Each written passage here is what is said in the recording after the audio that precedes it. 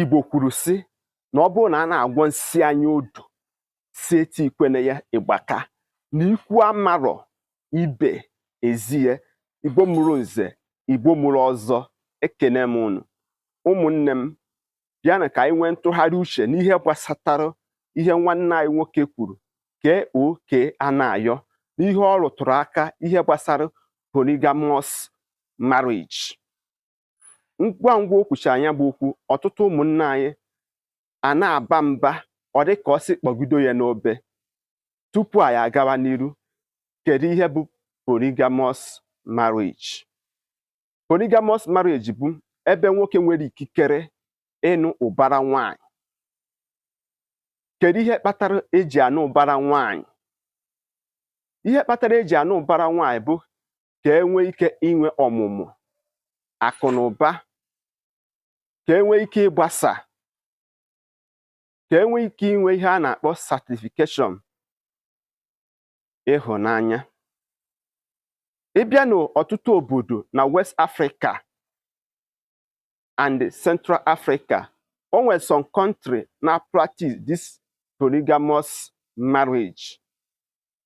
Iji wee maatụ, Burkina Faso, Mali, Gambia, Niger and Nigeria. Ịbịa na Nigeria anyị, federal government recognize polygamous union through customary law. Na mmechi, akwụkwọ nsọ na-eka anyị mata in the book of Genesis chapter 4 and 5 na the father of Noah nụrụ nwanyị na-abụ. Kedu maka Isaiah? Kedu maka the great man of wisdom nke a na-akpọ Solomon? Nwanyị one ka ọ nụrụ nke ndị Igbo apụrụ iche. Ihe kpatara ndị be anyị adịghị afụtụzi polygamous marriage ka ihe bụ part of and the parcel of ndị Igbo bụ na n'oge ụka batara, oge a bido mee gịnị? Mebisiwe ọtụtụ nkwenye ihe ndị Igbo.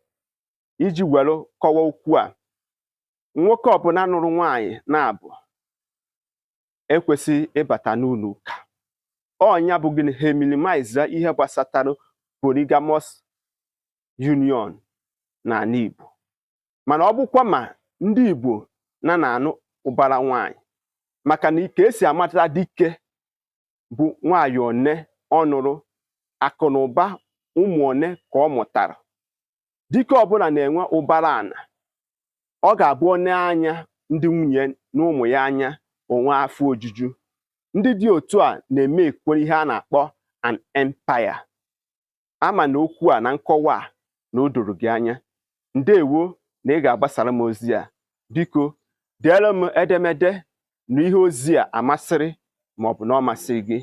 Maka ndị be anyị sị na ọ bụ nwata m na-anọdobe ndị okenye nso ma ndị gbuo. Aka mbụ nwanne gị nwoke bụ Maazị UC. Ụmụnne m ndị Igbo, emesịa.